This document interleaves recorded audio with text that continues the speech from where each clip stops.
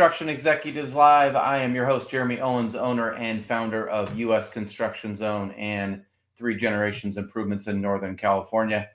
Hey, thanks for being here again today. We have another great show, a very timely show about what's going on in our market and what we predict will happen in the future. So please tune in. In thinking about today's show, there's a lot of uncertainty surrounding us, whether that's the economy or politics or just life in general. There's kind of a lot in our way right now that could really kind of cloud our mind. So now is the time to get involved in that trade organization or group or future conference or mentor or what have you. Now's the time to surround yourself with like-minded, positive people. Now is not the time to get paralysis and to get negative and to worry about what's going to happen. The great thing about remodeling, what I've noticed is that, there's ebbs and flows to the economy, but, remodeling tends to stay relatively stable. With interest rates raising up, a lot of people aren't going to sell and try to get the best next house. They're going to stay in their home and remodel it. So that's kind of what we're seeing a lot. In talking to a lot of folks at the Pinnacle Experience out in Baltimore a couple of weeks ago, a lot of people are feeling a little bit of slowdown. Less leads, less lead quality, closing ratios going down. The lead amount is coming down 15, 20, 30% nationwide. So the phone is not ringing off the hook like it used to. So that can be the problem for us, right? And it's a little bit stressful. I have a great guest for us today. Unfortunately, she's having a little bit of wireless issues. She's trying to use her hotspot. So I'm trying to get her back on, and it might be a little spotty, but we'll figure it out. We are sponsored by the great team at Build12, build12.com. Automate your construction business into a revenue generating machine. Check out build12.com. And I have been using that software for a long time, and it's been great for me. So check it out.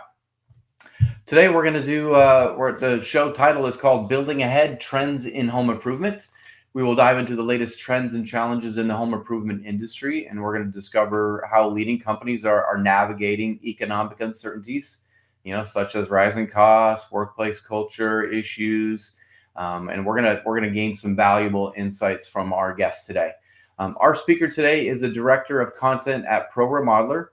Erica Masi has more than 20 years of experience in the home services industry as speaker and journalist.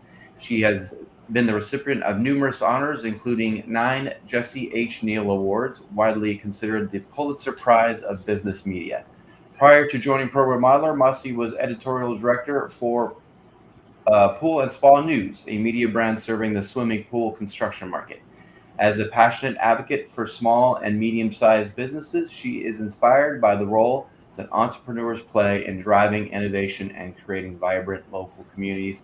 Please help me welcome Erica Masi. Erica, thanks for being here. Hey, I apologize for my connection problems. Oh my gosh, our power went out last night, and it's really, really messed with our entire electrical system in our house. There was some kind of surge when it came back on again. So I'm having quite a few issues. I apologize. No problem at all. If you happen to drop off, I'll just keep going and we'll keep looking for you. So don't worry about it too much. That's the unique thing about live shows is we deal with these things. So I roll with the punches, so to speak. So well, that's great. I guess you have to. I have to. So tell us a little bit about your background in construction, how you got to where you are now. So I was a communications major in college, and I was working in various research positions. And I saw an ad to work for a swimming pool and hot tub publication, which I thought sounded cool. I applied for the job. I got it. Just loved the pool industry and really got deeply enmeshed in that part of the industry on the builder level, specifically pool builders. And from there, it was sort of a natural transition to working on a media brand that served the remodeling industry. The pool industry has a lot of similarities to the remodeling industry. It's kind of a subset of remodeling. Sure. And so I have a really long and deep background in this whole concept of going to someone's home, selling them something to improve their home and Hmm. then making that your business model. So, Right. yeah. Right. Very cool. Very cool. So, Erica invited me to a conference out in Baltimore a few weeks ago. It's one that Pro Remodeler puts on called the Pinnacle Experience. And this has been going on for several years, but it was a wealth of information for me. It was a good time, like I told you, a good kind of reset for me individually, and kind of a reset for figuring out what the rest of this year looks like. I imagine for every year there's kind of a theme that, or a couple things that come out. What was it this year that came out of that conference that you were like, okay, this was the focus? So the conference it is unique in many respects. So we try to provide valuable information to the attendees using a Mhm. variety of formats. Sure. So one of them is general sessions where you're sitting in a room packed full of people hearing a general speaker. Mhm. Another of them is sort of more in-depth workshops that are like smaller group workshops that we call our subject matter expert series. Mhm. And then we also have roundtables where it's very much an emphasis on peer-to-peer learning. Right. And one of the things that I saw happening at the conference this year was people engaging so enthusiastically with Mhm. all three different kinds of Right. ways of receiving information. Mhm. People were so collaborative. They were so excited to be there. I just saw really, really high morale in the rooms, a Mhm. lot of participation, people just very willing to share. I Right. thought it was just a fantastic event. I think that the industry is entering a new phase in a lot of ways, which I can talk about a little bit later. And I felt that this conference was really an indicator of it. Yeah, yeah, definitely it galvanized for me that, the belief that, our industry's always been very open, especially remodeling, just because, our secrets are very local, right? We don't have, we don't compete with people across the nation. Some of the giant builders may be a little bit less hesitant on their trade secrets on how they're getting to A to B, but for remodeling, we've always been very collaborative, and that's why I was saying now is such a good time for me, because it was like, all right, things are a little slower, no big deal, no stress, but let's reset and then get ideas, right? What's working for others, and very unique things too, right? And things that you wouldn't get from just going day to day. So I think that was the good takeaway for me, is that, hey, we're all in the same boat, we're all feeling the same stressors. Why not talk about it? And so, yeah, all those sessions really meant a lot for me, and the roundtables were great too, just because you get to kind of talk shop and really get to the nitty gritty about each of our businesses, and that really helped me a lot. Um, have you, has the industry always been like? How many years have you been doing this conference? Has it always been this collaborative, or do you kind of feel it more, in maybe a little bit of a downturn? So we've done this conference in different forms. We've iterated this conference over the years. And so we've been doing it, oh gosh, I would say, I would guess around 8 years in Okay. one form or another. Mhm. And I think that you've always had some form of mastermind groups in the industry, which Yeah. I think speaks to that sense of collaboration. And I've seen it on both the home improvement side and on the design build side. Right. So I think you've always had this core group of people that are willing to share their knowledge. Yeah. I also believe that those that core group is, if you were going to do a study, the people doing the study would find that people who are investing the time in attending conferences and going to mastermind groups and joining groups like that, peer-to-peer groups, are better. They are more profitable. They have higher revenues. Their Yeah. processes are better. Their culture is more aligned. Right. I believe that what we're seeing now is more and more people are realizing that. And Yeah. more people are beginning to attend those events and those groups because they're seeing that there is a clear and definable ROI associated with them. Yeah, definitely. I think out of COVID, we saw kind of an influx of remodelers come in, right? They saw how busy people were. Oh, we can get it. This is easy. And now they're probably going like, what? what Yeah. happened? Yeah. What Like, happened to all what do that? I do? Yeah. Yeah. So, like, the cream always rises to the crop, and that's the kind of the, sure, it's a positive and a negative for folks, but the positive thing is that some of those businesses that don't have the experience or that don't invest in their future will not be in the market anymore, and it'll kind of thin out a little bit. One of the themes that came to mind in talking to folks at that conference was the skyrocketing lead costs. Obviously the phones aren't ringing quite as much as they did, and we can't really use COVID as an example. Maybe we got to go before COVID to use that as an example. Those couple years are an outlier for me. We shouldn't be using that as our, this is how many leads we should be getting a month, because that was like drinking out of a fire hose. That was not something that we should be using as a gauge. But talking to folks, they're like, man, our lead cost per lead just skyrocketed. And then in terms cost per sale and closing ratio, all those things kind of bundled up together are an uneasy feeling. So, what do you, were you hear the same thing when you were talking to folks at the conference? Oh my gosh, yes. I Yeah. think that the cost per lead is an issue that is affecting the whole industry. I Yeah. think that the softening of leads is somewhat regional. I think some areas are seeing it much more than others. But even the areas that have a very healthy lead flow are seeing skyrocketing costs, just brutal.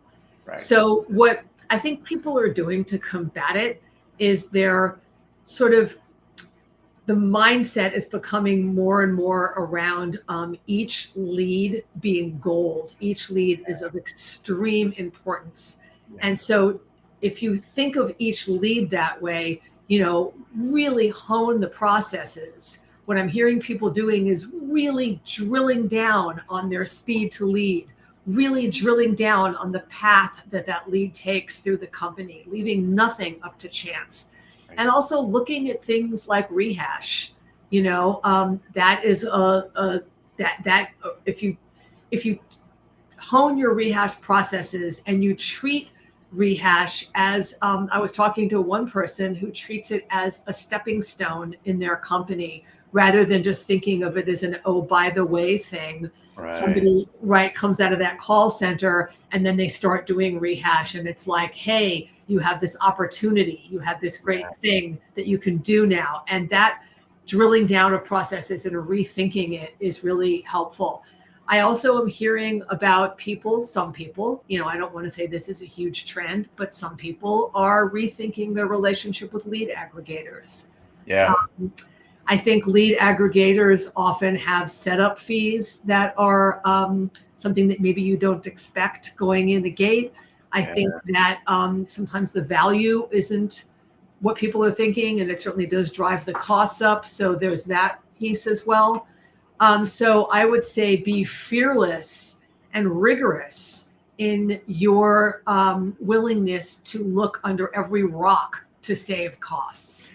Yeah. I often tell my team, like, hey, would you treat $350 like that? Like, Yeah. if you put a value to it, and like, it used to be $150 for us, but now it's higher. So how would you treat that if there's $350 on the ground? Would you just like, I'll deal with it later, or would you pick it up? You Oh, probably would pick it up. I love that. I love that. When Yeah. you make it about the actual cash. Yeah. And like telling your team a little bit about like, hey, advertising is costly. We spend a lot of money to get each lead. And so, yeah, how do you value it? This is how we're going to value it. Have all those steps, like you said.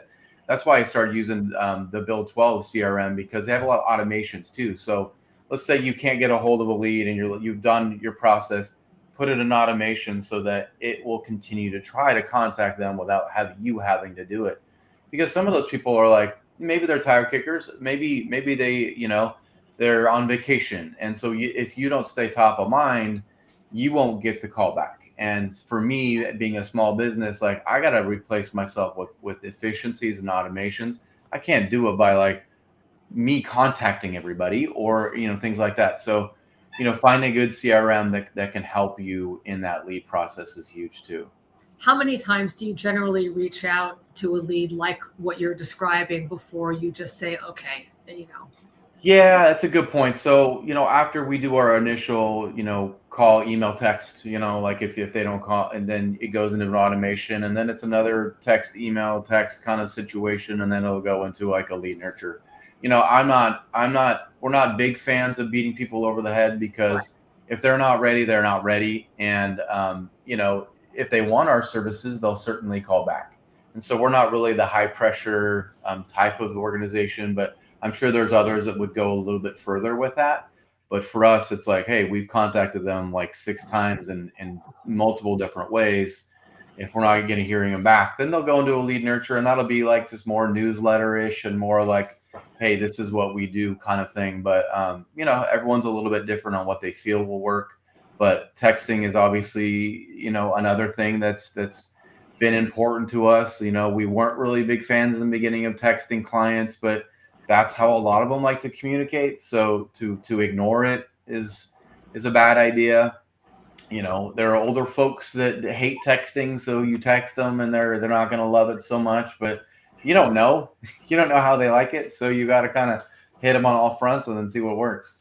I also think, to your point about not wanting to beat people over the head with it, I feel like we're having a cultural shift with those higher pressure selling tactics are being seen, especially by the younger generation, like younger Gen X and millennials. Yeah. It's just such a turnoff. Yes. And I think that it can actually have the opposite effect, where somebody, if you beat them over the head too many times, they're just like, you know what, I'm blocking you. I don't want anything to do with you. So yeah. No, I tend to agree with you. We're not a one call close outfit just because we're doing bigger projects. It's a little bit more complicated, but I have heard that, people don't love like that, car salesman type feel. And so if you can be more consultative and you can be more educational, I think that's really helpful. But yeah, I think you're right. I think there are some shifts that, back in, baby boomer generations, it was like, that was like what you expected. You invited someone to your house, you're going to get kitchen table, you're going to get an hour to 2 hours, and you are going to get asked for the order multiple times. Like that was normal, right? Yep, that was that was the homeowner's expectation, Right. as much as it was the home improvement company's expectation. Yeah. And that has really shifted. Yeah, totally. Another thing at the conference that I want to talk about was obviously the technology. So we're at this age where we're getting inundated with technology. Most of them are very, very good, but it's hard for us to sometimes wade through all the technology that's coming our way. Obviously, now we have AI that's come here, and we're trying to figure out how do we use that to help our businesses. So, what challenges do we face, to stay caught up, because it's growing so rapidly. It's hard for us to stay caught up. Oh, it is like the Wild West out there in a lot of ways. I think that there are so many options. I think a lot of people don't know where to turn to get good information about technology. Yeah. I think a lot of people have software solutions or technology solutions packages, and they're not using them to their full extent. Right. And then they say, I'm paying all this money for this thing, and I forget it. It's not working for me. And it's because they don't really understand all of the opportunities that they have with that particular tool. Yep. I think that a lot of people are having problems with onboarding. Onboarding processes can be really painful. Yes. And I think a lot of people are afraid of that. They don't want to do it for that reason. Right. I think that there are people that with AI, certainly some of the, we hear a lot about a company like Rilla. There are a lot of people that are having enormous success with a company like Rilla. And for people that don't know, Rilla is a system where the sales calls are recorded, and then sales managers and the reps and whoever you want can look at data around those calls and things like the talk score. How much is the sales rep talking versus the homeowner?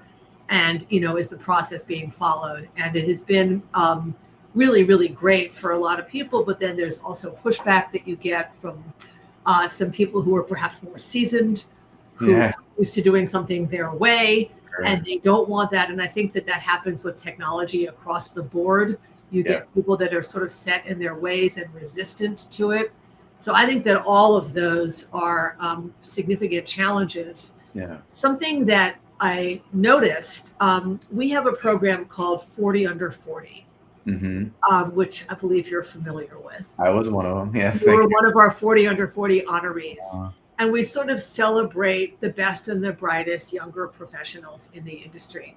And Yeah. I've noticed over the past, I would say 5 years, but it's really heating up now, that there's a cadre of professionals who are 40 under 40 winners.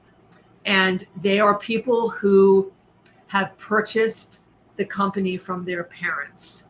So Mm, these are second and in some case third generation company owners. sure. And they are really marking the end of a boomer owned company and the advent of Gen X or even millennial owned companies. Right. And those folks are seeing big revenue spikes when they take over. Like if you look at the trajectory of the company, you're seeing an increase, a spike happen right as soon as they really come in.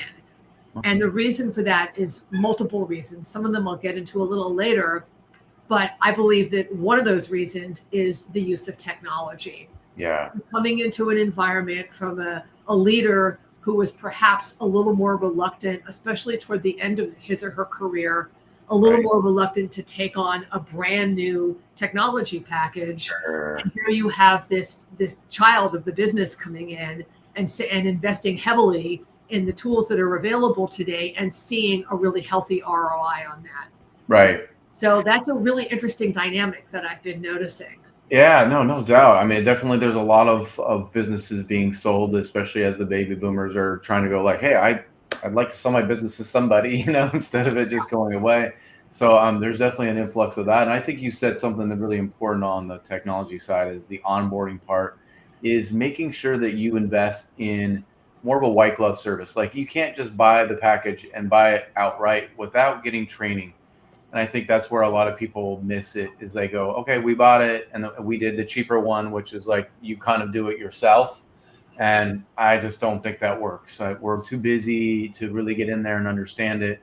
Like pay for the best service so that you can get trained. And then also read the room. Like, can your team adopt this? Is it way too complicated? Or can you kind of picture everybody using it? Because if it's just one or two people using it, it's not going to matter. It's like it's kind of all or nothing with most of these programs. So it's kind of reading the room a little bit, making sure it's not too complicated.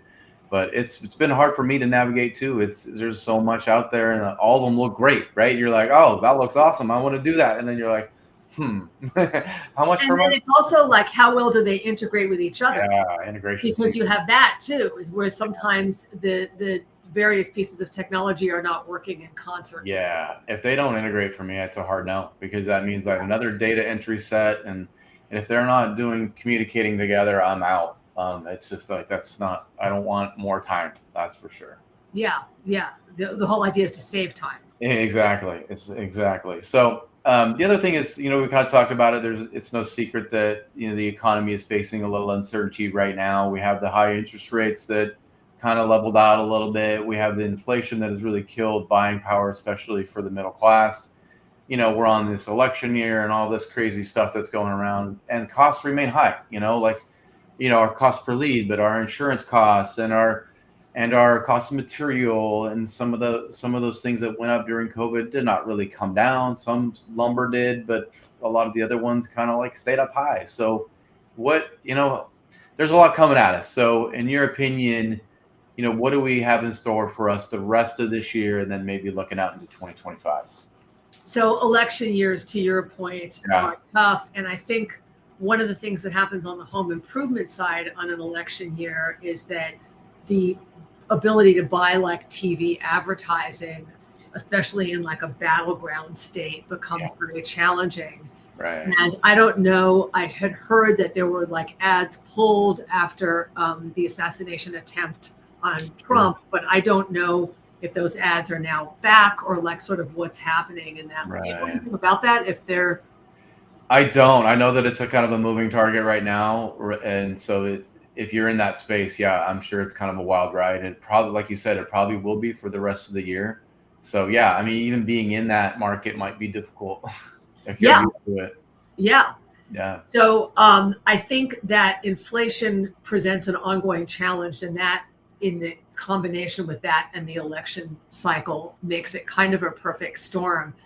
I feel like one message that I hear successful remodelers give to homeowners a lot is, to your point, it's never going to be any cheaper than it is now. Right. It's not like the costs are going to go back down. I think lumber was an anomaly. Sure. Sure. I think that, you can try to wait, but what are you waiting for, kind of thing. Yeah. Yeah, no doubt. I mean, we've never received price decreases, for example. Like when a manufacturer gives the increase and it's because of the fuel surcharge or whatever, they're Yeah. not going like, "Oh, we got the fuel back, so you can have your." No, Here you go. Here's your 5% back. it's not. Yes. Nobody ever. Yeah. And no, there's no costs that are coming down. No insurance costs are coming down. So yeah, where do we? Obviously we still got to make a margin, and I know that a lot of folks struggle with that right now. But yeah, you're right. It won't go lower, and I think but it's a little difficult for a lot of homeowners right now because they're like being beat up everywhere they turn, and then they look at their remodeling price that went up 30%, and they're like, oh, I don't know if we can do it. So we have this group of industry thought leaders, and they are kind of the some of the largest companies in the industry, and some of the companies with like real visionaries at the helm, both on the design build side and on the home improvement side. And every January we ask them, hey, what do you see in store for the coming year? And what's your plan of attack? What are you going to do with what Right. you're seeing? And so some of these folks had some really interesting answers when we asked them earlier this year. The overall theme was control what you can control. Right. And that means, control your company culture. Yeah. Control your development of people. Yeah. Make sure you're coaching all your salespeople. Make sure you're honing in on every process. What I talked about earlier with that leads Yeah. spiking, it's really the same thing. Look at every piece of every process. Couple of folks I spoke with on these thought leaders talked about really putting the pedal down on marketing this year. Yeah. Yeah. Because it's back when it was just order taking during that COVID boom, Sure. it's a different environment today. And even Yeah. if leads are still strong, the times are very uncertain. Right. And it's time to like really look at your marketing and be unafraid to invest in marketing. Right. So that's, I think, some of the things that people are doing out there and seeing a lot of success. Yeah, I like a lot of what Mark Richardson said at the conference. He's pretty good at analyzing kind of where we were with COVID and kind of where we are now, like this kind of waiting period. And I think for the most part, he was thinking that it was going to be kind of choppy the rest of the year. There's some analysts that think that the last quarter will have a small bump up, but with the election, I really don't see that. I see the rest of the year being like it is now. Maybe a little dip, and then next year, who knows? It's kind of a gray area for next year, but I don't foresee it being a giant economy slowdown. And hopefully, with interest rates changing and improving, that will help with access to capital and things like that for homeowners. And to your point about Mark Richardson, for any listeners or viewers who aren't familiar with Mark, he's just a fantastic industry advisor and leader. And because he works with so many companies, he really has his finger on the pulse of what's happening in the industry. I just think the world of him as an industry voice. Yeah, I agree. I've been ingesting his content forever too. So yeah, definitely. So the other thing that I wanted to talk about was, how post-COVID, we talked about, the crazy demand there. Homeowners, it was an easy thing for them to do, to sit in their home going like, okay, I'm going to remodel now. This is what we're going to do. We're not going on vacation. How are, now with all the costs being high, what are some areas that we can look at lowering costs? So things that I hear people are doing, I think a lot of companies that use subcontractors have this group of subcontractors that they work with. They're almost like family to them, and they just get the bid and then they just pay the cost.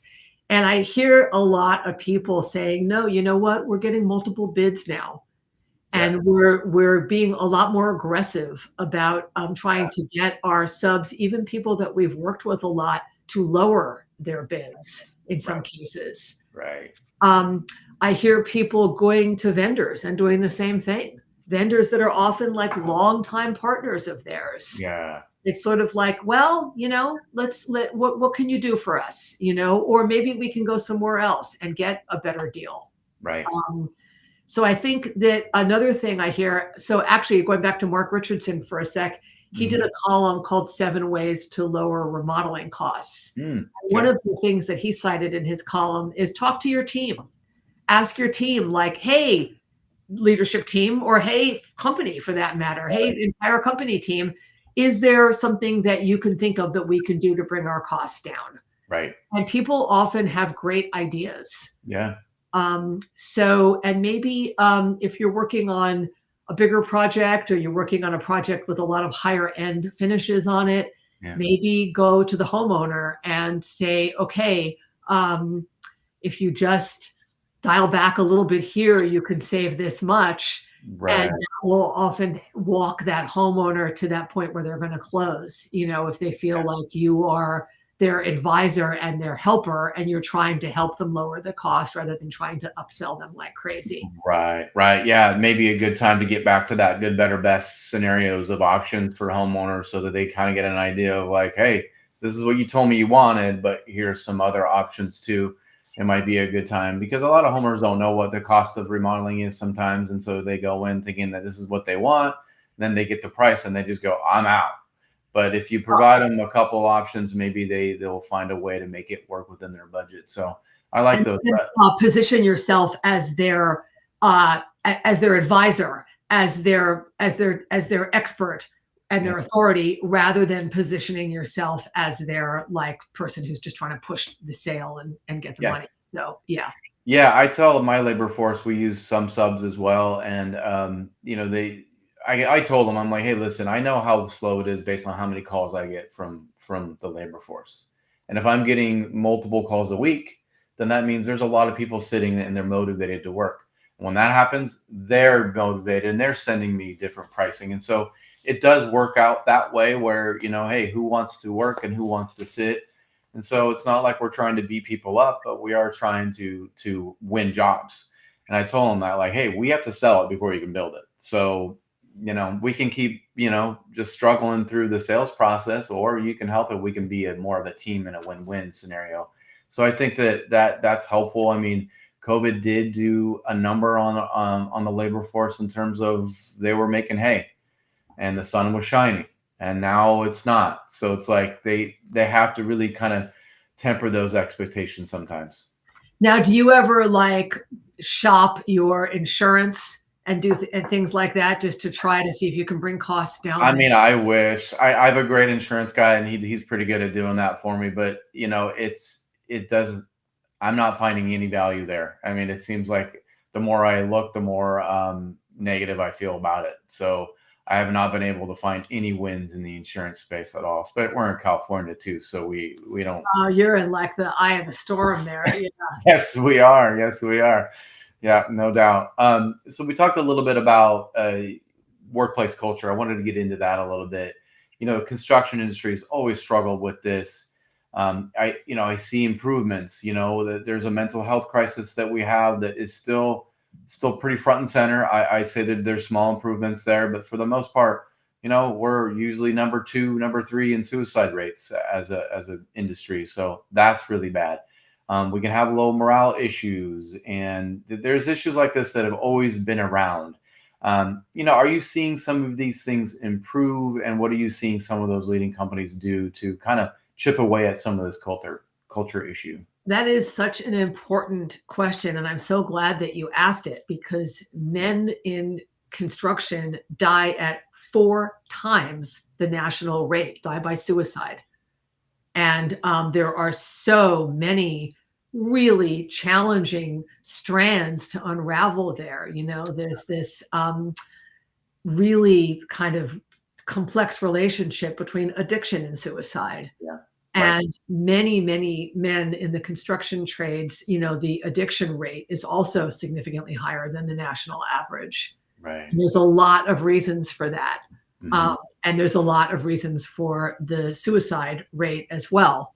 Um, we did a piece. We actually won a really wonderful award for it. You mentioned earlier that that I was a winner of these awards, and a colleague of mine, Caroline Broderick, wrote this fantastic deep dive into mental health in the construction field Yeah. called "You Need to Talk About It." Right. The reason it's called "You Need to Talk About It" is it's saying you as a company leader need to talk about it. Right. It needs to be woven into your workplace culture. Right. And what I'm seeing is an increase in awareness. I see it in the trade associations. NAHB has like a toolbox that they use to deal with this topic, to help company leaders deal with this topic. Right. There are groups that are like advocacy groups that go out and talk. They talk to various companies. They talk at conferences Mhm. about mental health in construction and what you can do in your culture, in your company culture, to help people who are struggling. Yeah. I know one company leader who just pays for therapy for people. It's just, if you feel that you need therapy, he will cover it. And Yeah. I just think, wow, that is, he said, I would cover your diabetes meds. How is this different? This is mental health. It's just happening, above the neck is all. Yeah. Yeah, no doubt. I'm seeing a lot more online shift to that. So to a lot of online therapy and coaching and so that I think that's a great strategy. I know that there's been a lot more kind of honing in on the construction mind as opposed to, being a little bit more customized to what we do. So I think there's definitely a lot of help out there. I like that there's some companies that are offering that service as part of their health benefits package, is like, hey, look, this is also what we're doing. I think changing just the way you work your sales meetings or your conferences is that, let's check in and let's start to get to know each other a little bit better. Back in my dad's day and my grandpa's day, there was never a mention. You didn't even know if they had kids. It was like, put your head down, work hard, shut up, and that's it. And That is such a good point. that's how it was. There was never a check in on, hey, how was the baseball game, or hey, what's Johnny doing? Like, it was like you wouldn't even know, and that's why it came kind of a commodity market, especially the labor force is like, hey, you didn't get to know. There's no loyalty there. It's all a number at that point. So why are you surprised when they're moving on to somebody else because they get a little bit more money? So Yeah. it's like it's really just getting down to people again, getting to know them and creating loyalty. Maybe it's a picnic, or maybe it's a quarterly something or other. I think we got to get back to the basics there.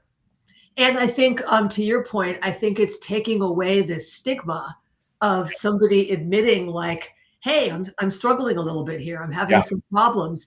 That's not a sign of weakness. Mm-mm. That's a sign of strength, that Oh, you right. can step up and kind of own that vulnerability. And I Yeah. think, to your point, prior generations felt that it was a sign of weakness in Totally. themselves and in others. Yeah, yeah. So I think that is changing. I think it's always top down, right? It's always leadership and making sure they're the ones that are being open and honest and vulnerable, right? They can't just be the ones like, "Hey, so how you feeling?"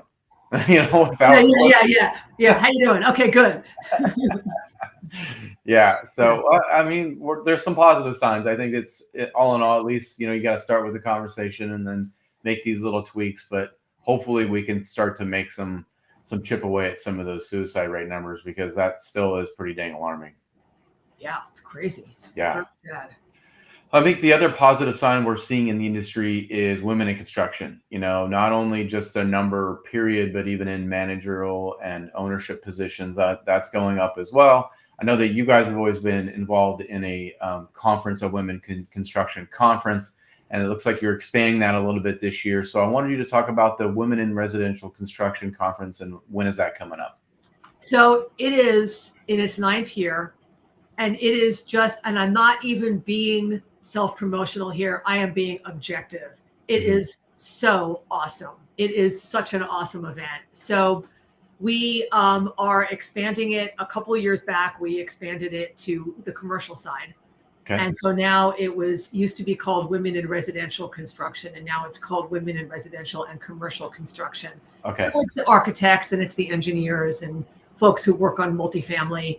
Sure. And now we've expanded it to design and also to home improvement. Nice. And we have some great, fantastic speakers on the home improvement side, some breakout groups that are going to be wonderful. It's in Phoenix. It is Okay. September 18th through 20th. Okay. And if you Google women in residential and commercial construction, it will come up on Google. It's just really, the energy in the room is phenomenally strong. Yeah. I think we're going to get well north of 350 women. Nice. We might even get to 400, which would be great. That's great. It's such a community, especially when, when the industry didn't treat women very well for so many decades and really its entire existence. So I think the community is just tighter for that reason, right? It's like, hey, we got to stick together. We got to learn from one another. We got to advance together and find ways to do that. So that's really cool that you're seeing that growth. And I mean, I hear about it all the time. I have people on the show and they get excited about these things and these events, way more so than men do, I think. Oh, well, I mean, I don't want to make sweeping generalizations, but you notice what in the room when you're speaking and when the speakers are there, like people aren't checking their phones. People are very demonstrative in their support. They're cheering. There are a lot of standing ovations at that conference. Yeah. And I think that it's just this camaraderie. Yeah. And a lack of, I don't think people feel competitive with each other and trying to outdo each other. I think it's more of a let's a rising tide. Let's create that tide that's going to rise all of us. Yeah, it's really a special event. That makes sense. Great. Well, I'm happy to hear about it, and I'll make sure to add some links and send that out to socially so people can know where to find it. Yeah, another challenge I wanted to talk about. You wrote about last year called "On the Horizon," and you reported that a significant percentage of single-family homes sold today are purchased by investment firms as rental properties. So this is already changing in our market here in Northern California. So what do you see? How do we need to change here as remodelers going forward? So a little bit of historical context. I think that this started during the Great Recession. Okay. You had all these properties going into foreclosure, all these properties that were getting short sales, and you had these investors, these private equity firms coming in and scooping them up. Yeah. And I think that's when it started. And then I think there was a little dip in that type of investment. And then you had, COVID, and now you see it really, really coming up again. A significant percentage of home purchases are made to be rental properties and are made by PE firms. Right. And I think what that's going to do is a number of things. I think that culturally, we're seeing some voices in our culture who are saying, oh, home ownership is it's going to tie you down. Maybe it's better to be a digital nomad. Maybe it's better to divest yourself of the obligations that come with home ownership. Sure. And I think we're seeing, especially among younger people, a larger percentage of the population than we've seen in the past who's really interested in renting. Yeah. And I believe that some of that investment activity is happening in partnership almost with this rise in the groups of people who really don't want to own homes. Right. I myself struggle to understand it because I see home ownership as one of the, if not the easiest way to create wealth. Right. If you don't have generational wealth in this country and you want to build your wealth, doing it through home equity is just absolutely the best and most sound way fiscally that you can do that. That aside, that's my own personal opinion. Sure. I think as you see more and more of these single family homes becoming rental properties, that will affect the type of remodeling work that is done in these homes. Yes. Nobody is putting in a high-end kitchen into a rental property. That's just not what the market is. Right. And I think it's a little bit more of a flipper mentality. Not that they're being flipped, but that Yeah. the idea is to go in there and do the work fast and to not do things like mess with plumbing and electrical or tear out walls or Right. create a different kind of a layout where you're going to drive your costs way up and you're Right. not going to get the ROI on the rental. Even if you increase the rent, you're not going to increase it enough to offset those improvement costs. Yeah. Yeah. So what you're doing is you're doing a facelift. Hmm. And I think we're going to see more of that as those rental properties are serviced and less of the other types of work. Yeah, that's tough. I mean, especially if you're in the kind of high quality space, you're just not really going to play there. I mean, unless you have a different segment that gets more into the repair type of scenarios, but there's going to be a lot of that too. So it's going to be like, hey, I'm not going to replace, but I want you to repair it. There'll be a lot of that. Yeah, so it's like if you don't have a repair segment, maybe that's something to look at in the future. But it's definitely something as interest rates are high too. A lot of people who are competing for homes now are competing with investors with cash.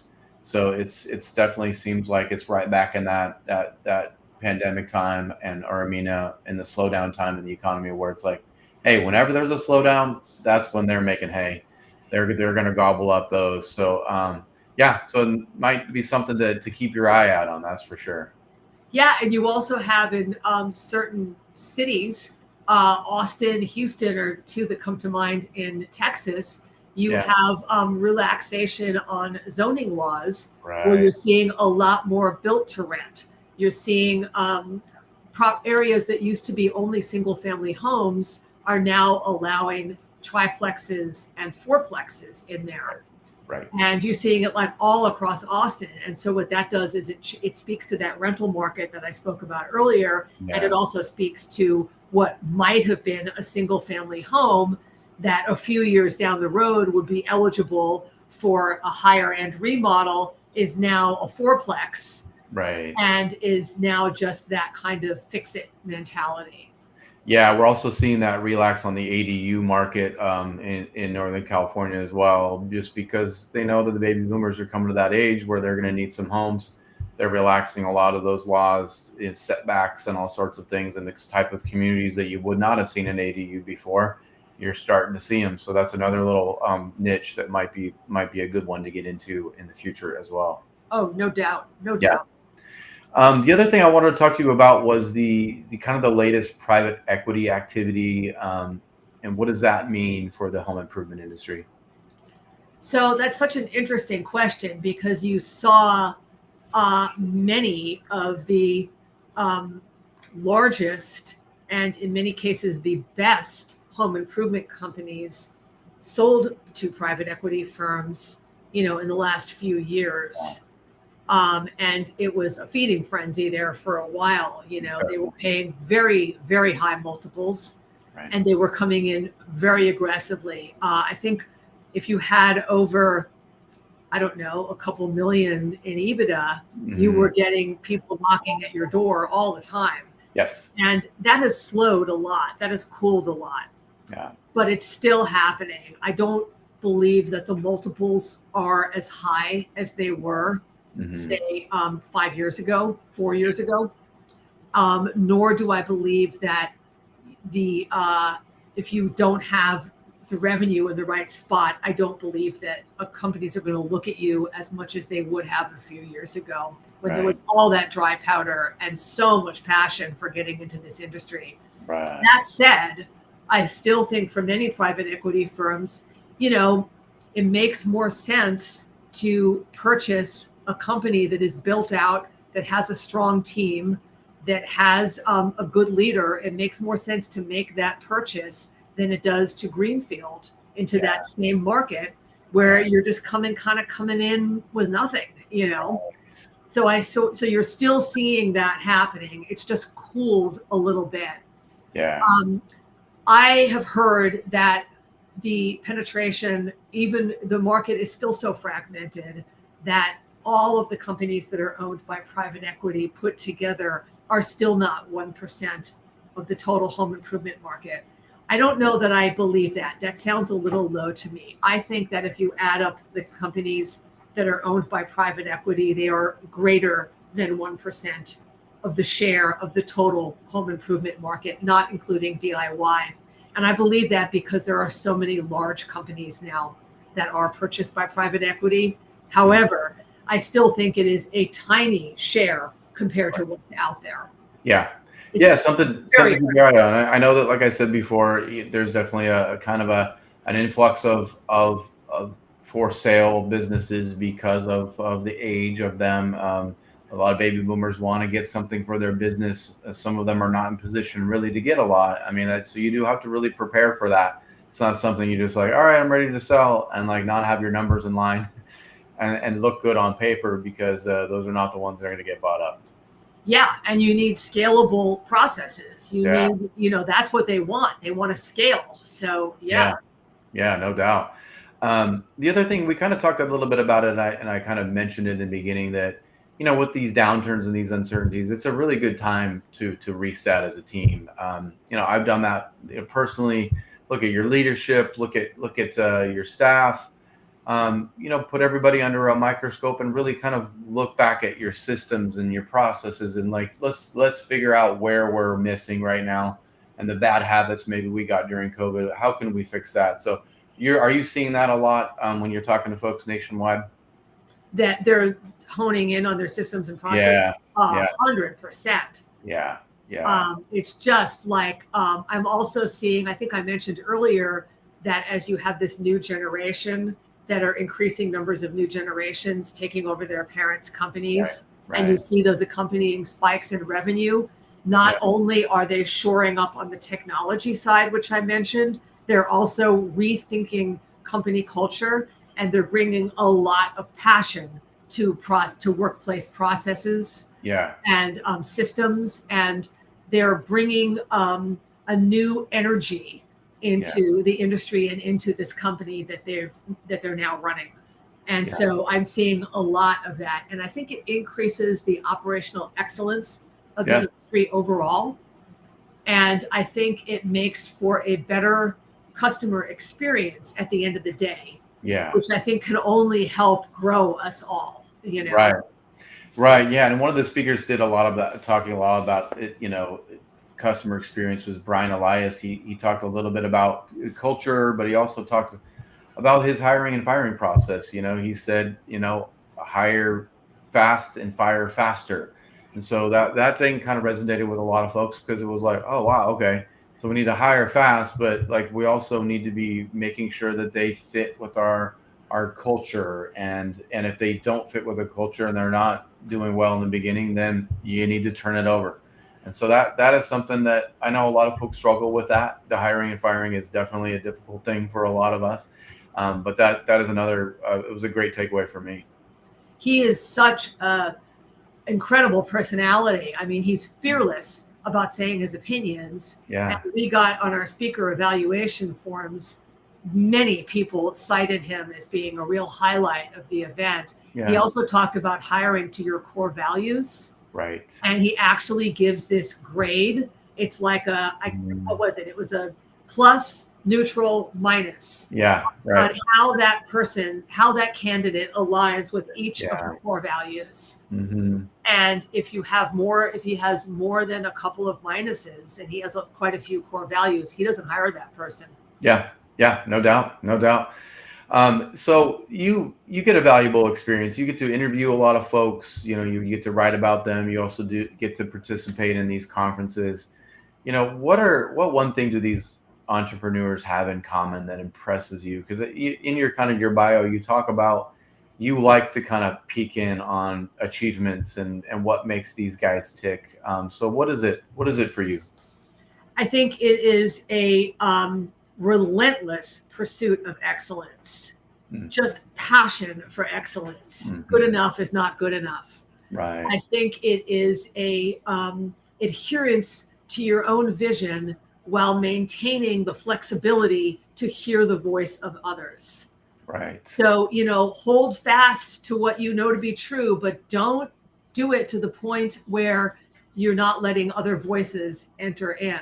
Right. I think it's a profound commitment to putting excellence out there, and putting excellence behind profit if you create an excellent customer experience, if you create a great team who is completely aligned, if you create a really powerful workplace culture, your profits will follow. Yeah, no, that's great. That's definitely a takeaway I noticed too with these guys is that they really did talk about reviews and experience and like making sure that the customer is taken care of. And that's not something we would have heard of back in my father's and grandfather's generation. It was like on to the next, on to the next. We didn't have online reviews. So Yeah, yeah. And I think to that point, there's a guy named Brian Gottlieb yeah, who's he is the shining example of that. He started a company called Tundraland, went out and started a few more companies, sold them all to private equity, did extremely well, and he did it on culture and he did it on leadership. And he's written a book about it called Beyond the Hammer. Great book, highly recommend it. Just people like that put leadership ahead and company culture ahead of everything else are the winners in this industry. totally agree. Totally agree. All right. Well, this last question with all the uncertainty and current challenges, what advice would you give the owners and managers today on how to best navigate the current climate? I would say don't go at it alone. I Mm, would say join a peer-to-peer group, join a group of aligned professionals, yeah. attend conferences, attend industry events, read Brian Gottlieb's book. It's really Right. good. Read books from other industry professionals, and there's a lot of them out there. Charlie Gundell is another one, a really great guy with some great ideas. Yeah. So become part of that community. Don't Right. isolate yourself. Definitely. Well, Erica, I appreciate you being here. I think there's a ton of nuggets, takeaway nuggets here. I appreciate you being here. I appreciate the invite to the Pinnacle Experience. I look forward to more involvement there. But yeah, I just appreciate and also all of your great and thoughtful articles that I've been ingesting over the years. I always have a pro remodeler laying around. I'm usually looking at them on the plane. So Awesome. thank you for what you do for the industry. Thank you. Take care. Enjoy your day. Yeah. All right. That has been another episode of Construction Executives Live. I'm your host, Jeremy Owens. We'll see you next month for another great show. But in the meantime, hey, if you ever need anything from me, reach out, Jeremy at usconstructionzone.com. I'm always available.